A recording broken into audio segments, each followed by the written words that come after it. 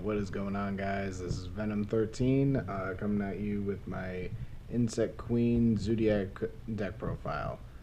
I'm just going to get into it because it's a little bit of a confusing concept, and I'll explain things as best as I can. Alright, so first and foremost, you run triple Metamorphed Insect Queen. It's a very powerful card. It's the boss monster of the deck.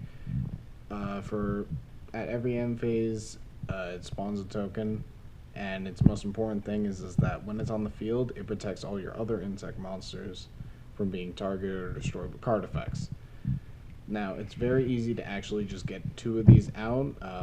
I did something very similar with an old plant deck that I used to run with Tele, where if you get two of them out, all your monsters are protected by destruction from card effects.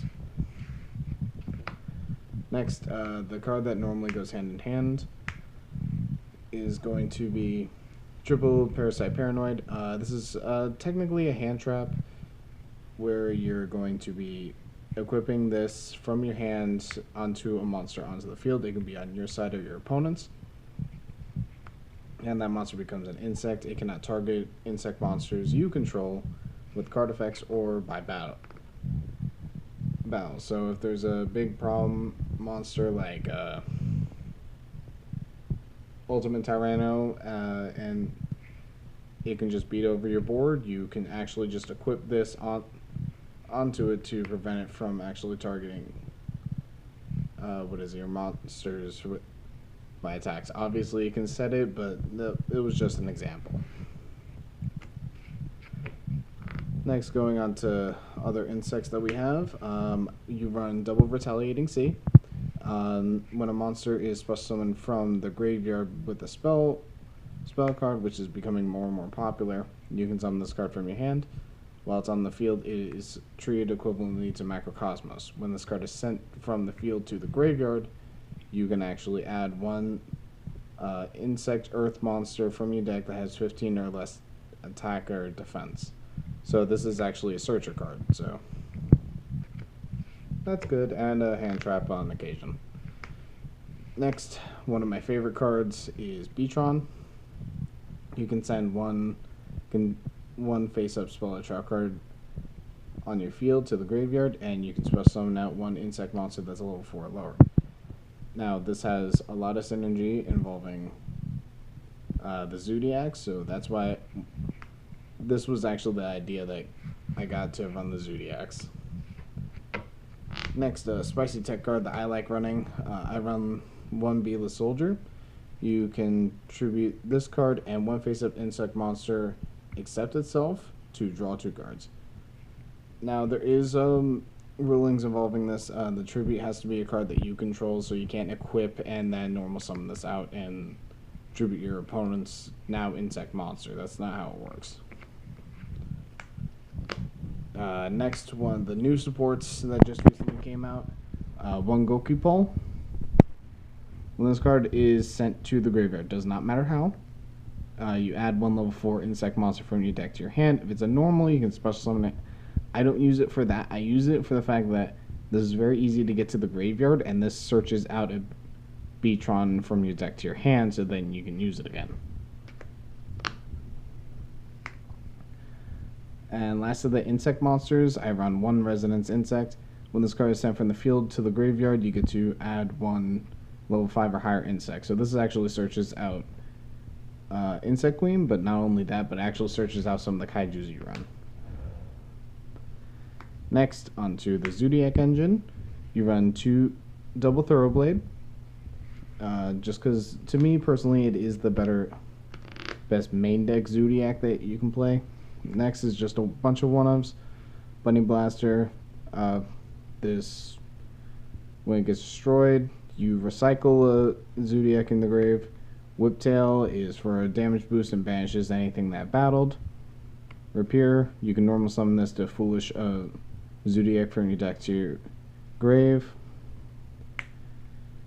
And probably the best one of Zoodiac is Ram, just because of the fact that it can just recycle your cards very often, so it helps. Next, like I said, I do run a kaiju package. Pretty hefty one because of the fact that I run Slumber. But double Gamma Seal and double Humongous. You run two of this because of the fact that most of your stuff is Earth, so you can actually boost it with Mrs. Radiant. It's the only reason I don't run two of this one, the Miss Galadora, because of the fact that this actually loses attack. So this will gain attack, this will lose attack. And there's a nifty little combo that you can actually do that I'll show later on that involves giving this to your opponent, actually. And next, I do just run triple Ash just because of the fact that it's Ash. It's good to have interrupts. Next, onto the spell cards. I run triple Cocoon of Mega Evolution because of the Ultra Evolution, my bad. You contribute one insect monster from either field equipped with an equipped card, so that's where the Paranoid ends up coming into play. So you equip this to your opponent's card, and then you activate this, and then it sends it to the graveyard. So it's like having another playset of kaijus. You just can't search this card, but you can search the Paranoid. So that's why I run the Zoodiacs, because they are very self-sufficient, and also they have a draw engine that's built into it, so it helps you cycle through your deck in order to get to this card, because you want to get to this as fast as possible, because this is how you actually summon out the double Insect Queen onto your board. This summons it from the deck, the Paranoid summons it from your hand, you get both of them out onto the field. Your opponent, with what the meta is right now, has a difficulty getting over it. Now next, because we are running Zoodiacs, you will be running triple Barrage, because it is absolutely nuts, and it helps and works so well with the insects that you have, because of the fact that this destroys them, sending them to the grave. So this gets a summon out onto the field, and then you also get your insects effects when they leave the field. Next, I run double Fire Formation Tenki. I was debating on a few cards. I run this specifically so that it works well with the Beatron, because you activate this, get your search, summon up Beatron. Beatron ends up sending this to the graveyard. You get another monster on board. So if you end up having Barrage and this, you can normally get 4 monsters onto the field very easily. Next, double Twin Twister, just because back row is a problem, and this just deals with problems. So now for one-ofs, I run one Foolish Burial. Predominantly, I want to send Gokipole to the graveyard using this, because Gokipole gets its search effect, doesn't matter how it gets sent. So Gokipole, activate this, Gokipole is now in your graveyard. You get to add Beatron, so the turn afterwards, you can actually use Beatron in order to bring back the Gokipole and get another search. Next, Soul Charge, because it steals games. Interrupt Kaiju Slumber, because you run 5 targets. Monster Reborn, because it is a good card. 1 for 1. Now, the reason that you run this is because of the fact that that card, B-List Soldier, is so important with how this deck runs, because of the fact that it helps you get cards into the graveyard, it gets you draws, and if you have Beatron with this card, you end up getting 4 draws, normally 2 searches, so you can very rapidly replenish your hand. And lastly, I run one Zoodiac combo. I run this because of the fact that you can very rapidly go through the whole Zoodiac engine, so this just helps recycle it. Now onto the extra deck. I run double Chuck-O-Nine, just because since Dryden and Rod Bull are gone, this is probably the better of them, just because of the fact that it's a revive, so just get out Third Blade, get your draw, get this, get two monsters onto the board, go into link plays, so it just helps. Tiger Mortar, I run one of, and I run one Borbo.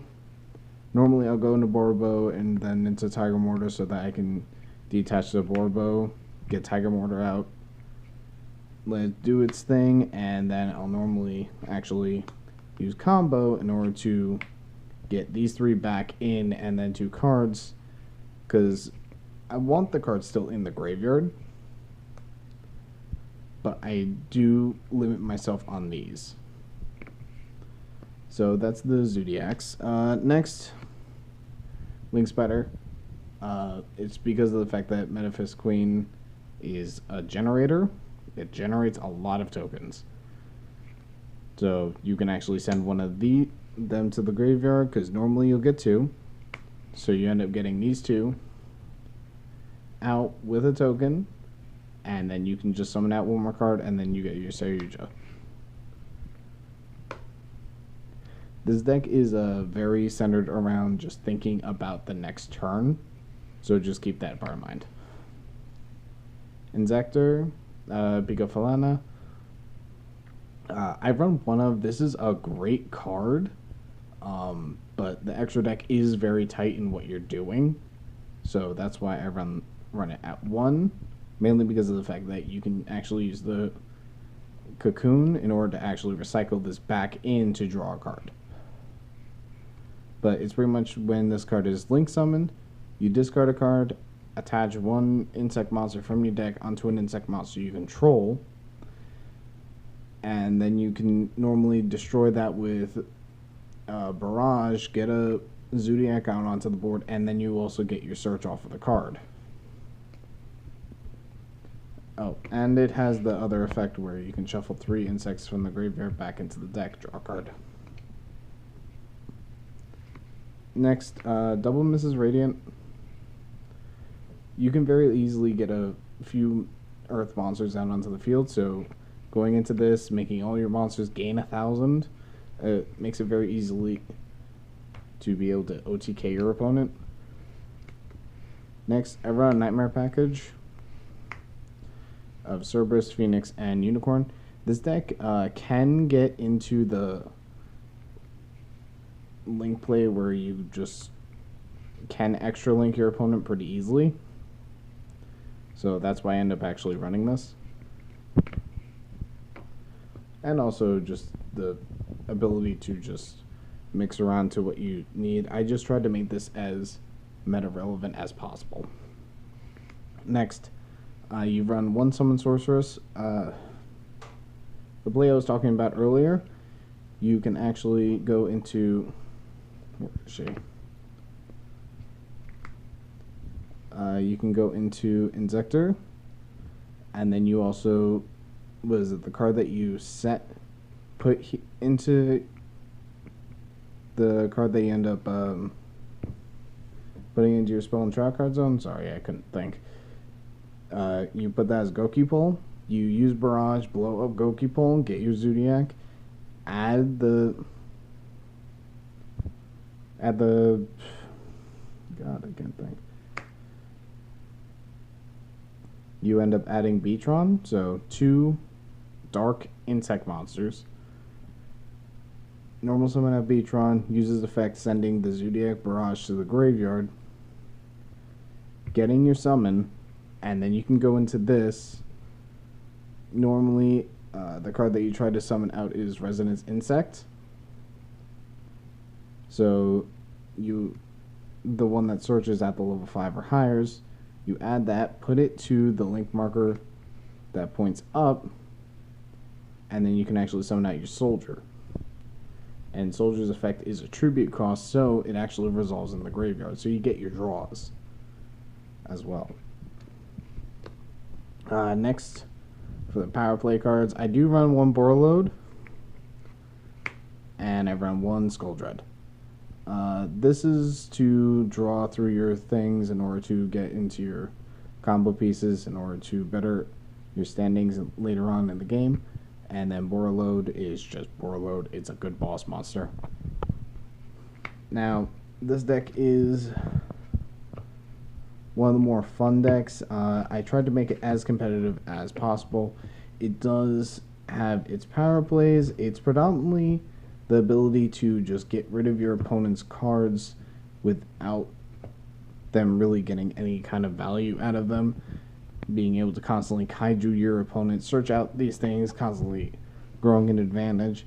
So this deck's biggest weakness is predominantly like massive board wipes that aren't destruction. So if your opponent does evenly matched, that's a problem in a sense, because you can the cards that you target for banishment, you can actually target some of the tokens that this ends up creating, and then when it resolves, they can't get banished face down. You will only have one Memphis Queen left, but that plus a few tokens that normally you can actually like still work with those, because you still can't get your stuff destroyed by card effects. But that is my Zoodiac Insect deck.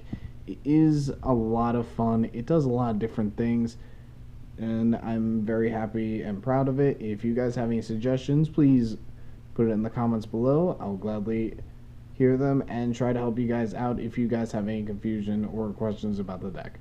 This is Venom, signing out.